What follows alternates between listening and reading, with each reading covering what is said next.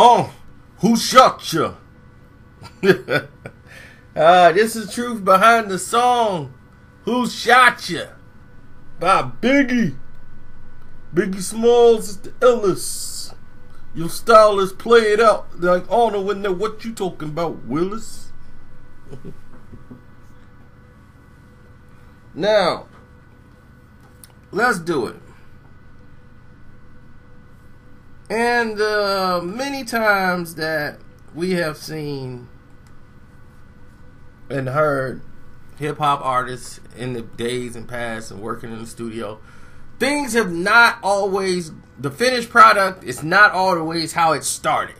We've seen people cut off songs, we've seen people add to songs, we've seen the whole beat change, we've seen one producer get fired, we've seen it all. So this was no difference. But we remember all the hoopla that came around this song when it came out, because Tupac had gotten shot.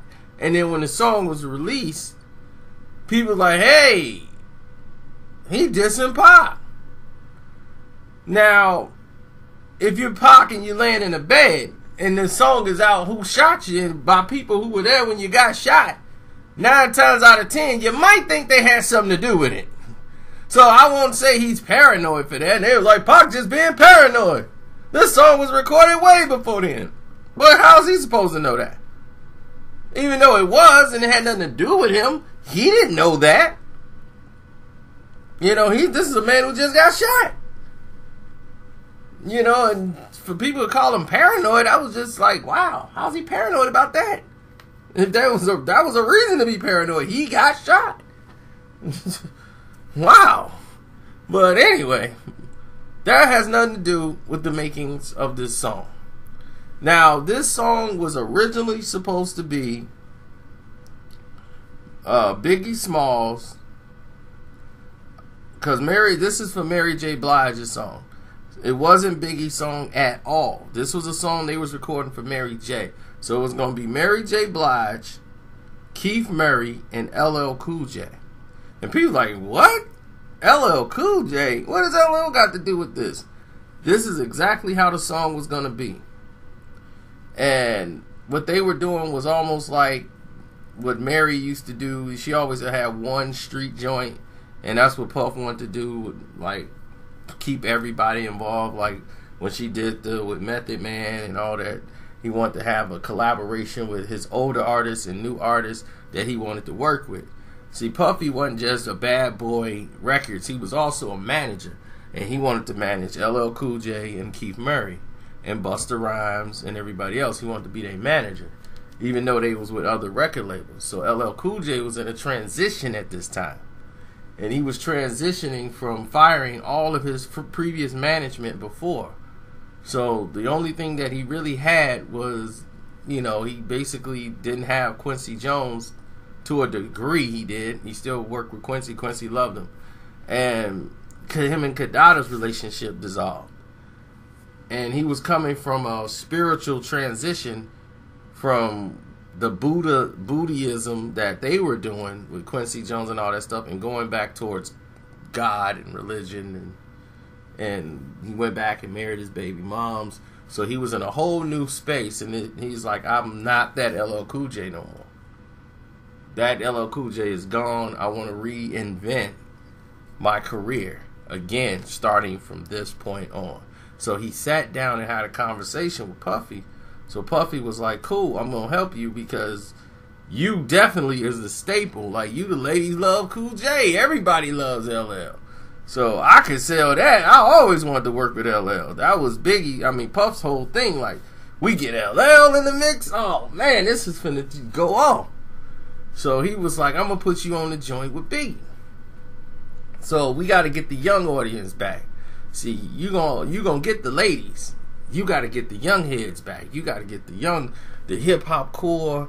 They think LL's a relic. You know, Mama Said Knock You Out, even though it's a couple years ago, that's like, they forgot about that. And the last album, you know, not the young heads didn't even feel that album. You know, they ain't ride with that. And he was like, I was going through a spiritual transformation at the time. I was getting back to the God, you know, on that album, because in the middle of that, I had lost my way, and I had to go back and, you know, and get rebirthed, you know, and I'm going through I was just going through so much at that time. I was feeling God pulling me to the light, you know, and trying to guide me in the right direction on that album. So that's why it kind of went into a whole nother direction towards the end, and I went through a spiritual transformation basically, and I came back to being myself. So the old LL was gone. That's why you saw him with the bald head for the first time, and he was wearing sun visors. It was no longer that I'm wearing a hat covering up. LL had changed. And he got married. He's a whole new guy. So they're working on this joint with Mary J. Blige. They said, well, we're going to do the Flavor in Your Ear remix. That was the first thing LL done first. So let's not go past that. LL did his part, and he wanted to do his part last. And he did. But when the song came out, it didn't come out that way.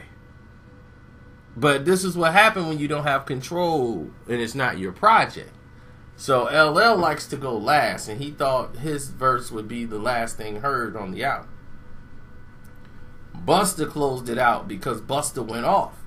And they were like, man, Busta did his part. He went off, so we got to put Busta at the end. We got to use him to cap the song off. So when LL went next to last, you know, he still went and talked to Puff like, I thought I was going last. It was like, oh, you wasn't, but Busta came and got on there. And so he explained, he's like, listen to the track. It would sound weird if we had Busta going off for this much, and then we just put you at the end. Everybody would forget what you said. He said, everybody's going to forget what I said now anyway, because they're going to be talking about what Busta did. You should have cut it. But he's like, that's okay. I'm going to let you do your thing. You know, LL didn't want to, you know, put his stamp in there or jump in there. He just wants to fit in. He wants to blend in and show that he's open for all of this. So Biggie comes up to him and was like, oh, LL, Lady Love, what's up, Duke? Cool J.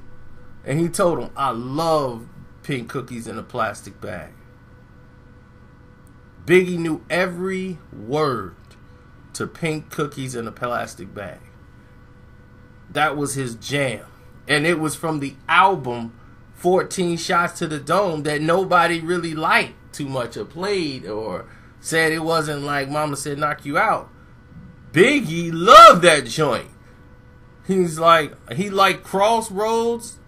He like, he loves songs from 14 Shots to the Dome. And that blew LL's mind. He was like, man, if you heard my album, I did on the Me and My Bitch.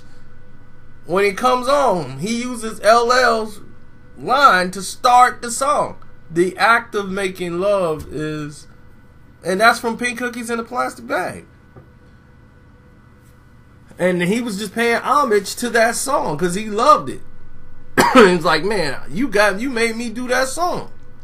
Big and LL and them relationship, you know, they all vibe. The vibe was changed then. You know, it's like respect was given. So LL was feeling real confident. So they was freestyling and working. They was like, all right, man, look, we finna work on this Mary J. Blige album. You know, we gonna do a song with Mary J. And then they had the beat, and it would end up being what we know now is Who Shot You. And the name of the song wasn't Who Shot You.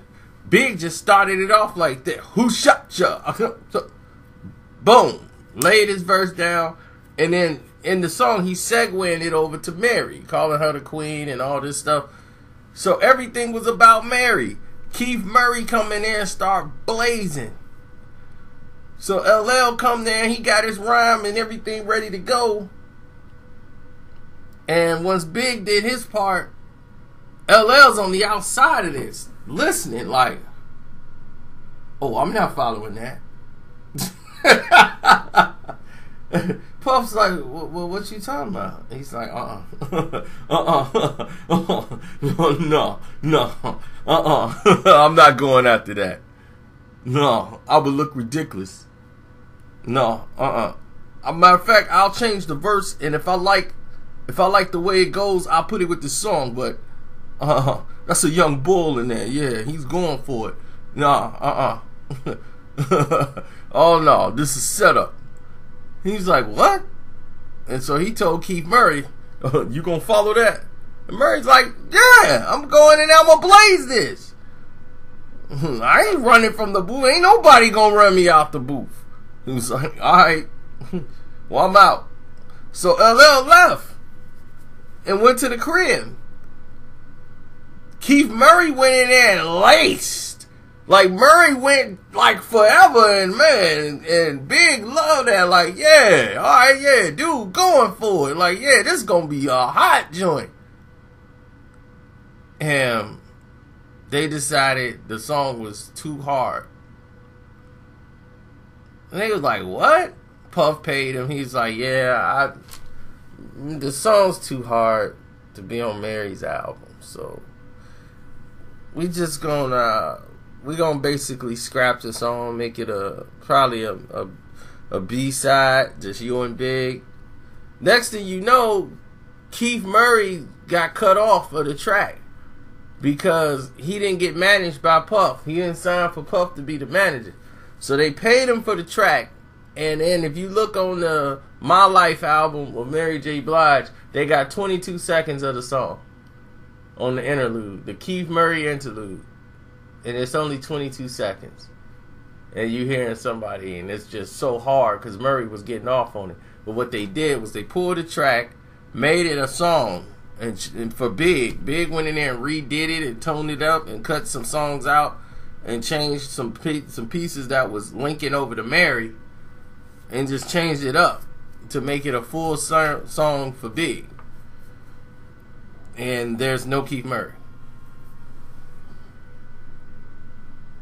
And it wasn't that. And LL Cool J chose to let Puffy executive produce his album, not the album he came out with, but the Phenomenon album, because he couldn't afford to pay what Puffy was asking. It wasn't that Puffy charged a lot.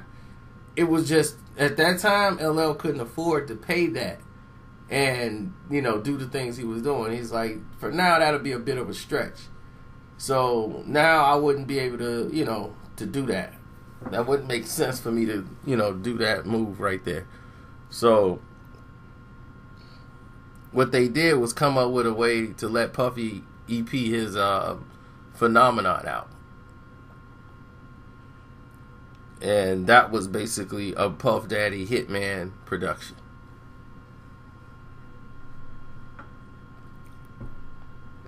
Now, in this transition that was going around,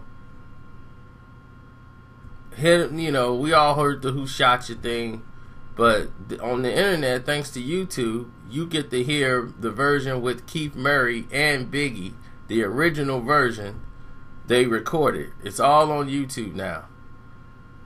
But what that song would have been had LL Cool J joined on and got on board, I think that would have been an epic performance, because L would have had to come with it.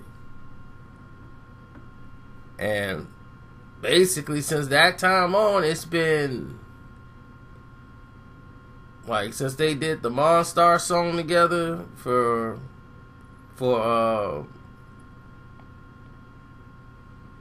Space Jam, then that grew into the LL, Method Man, Redman, which was really gonna be Keith Murray, LL, and Biggie. That. And then they were gonna put Buster in there. It would have been a very interesting time for the East Coast if they could have really gotten that going. But with Big passing and they going in another direction with management and all this stuff, we got to see it play out. But Murray versus, woo! You get a chance, go listen to it. Check it out. It's your boy Carcino. I'm out.